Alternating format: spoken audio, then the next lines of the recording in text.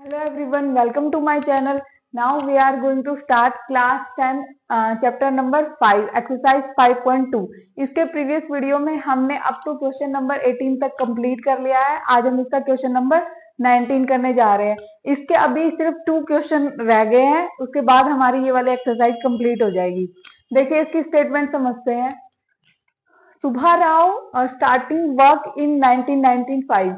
सुभा राव ने अपना जो वर्क है ना वो 1995 में स्टार्ट किया at an annual salary of 5000 rupees.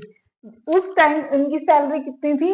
5000 rupees थी एनुअली, मतलब कि per year. And receive an increment of 200। और हर बार उसका जो सैलरी में इंक्रीमेंट जो उसकी सैलरी बढ़ रही है ना वो कितनी है?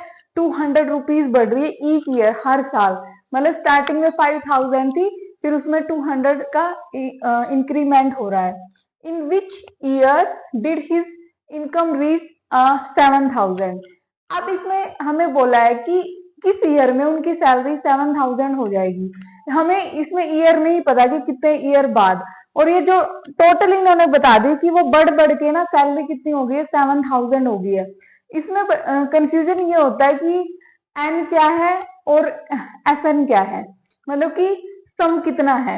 अब देखिए यहाँ पे, या हम कह सकते हैं लास्ट टर्म कितनी है किसी भी एपी की, क्योंकि हमें इसमें क्या होता है, इस चैप्टर में एपी फॉर्म करनी होती है। तो हम स्टार्ट करते हैं, पहले थी 5000, उसके बाद क्या है 200 का इंक्रीमेंट हो रहा है तो फिर इतनी होगी, उसके बाद 5400। ये कह रहे हैं वो इंक्रीमेंट होता होता 7000 हो गया।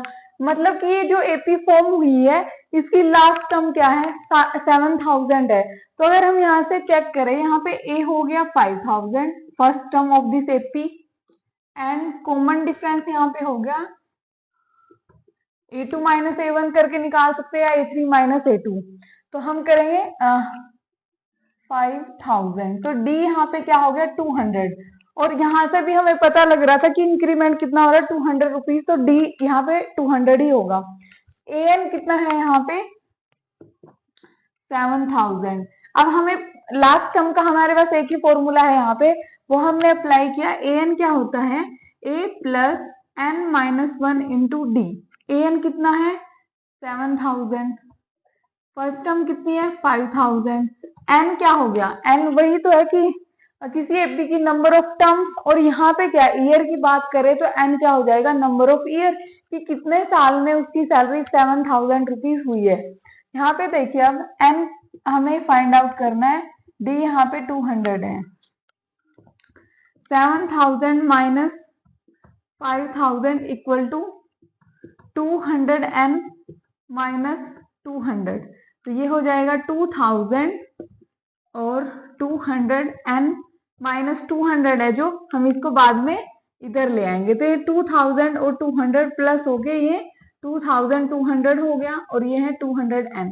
तो हमें N फाइंड आउट करना है। ये 200 इधर आके डिवाइड का हो जाएगा, क्योंकि उस तरफ ये मल्टीप्लाई में था,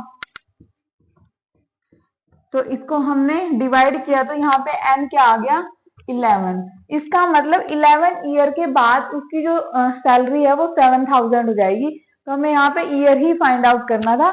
आई होप आपको बहुत अच्छे से क्लियर हुआ होगा। इस एक्सरसाइज में क्या है, सिर्फ एक ही फॉर्मूला, हमने इतने सारे नंबर ऑफ क्वेश्चन किए हैं, सभी में फॉर्मूला हमने ये लगाया, लेकिन सिर्फ कंफ्यूजन क्या हो जाती है कि AN कौन सा है, N कौन सा है, क्योंकि A और D हमें पता लग जाता है, क्योंकि फर्स्ट टर्म हमें हम एपी को देख के बता सकते हैं कि ये इसकी फर्स्ट टर्म है, इसका कॉमन डिफरेंस कितना होगा।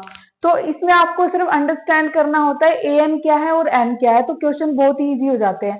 आई होप आपको बहुत अच्छे से क्लियर हुआ होगा। अगर फिर भी कोई डाउट है तो कमेंट बॉक्स में कमेंट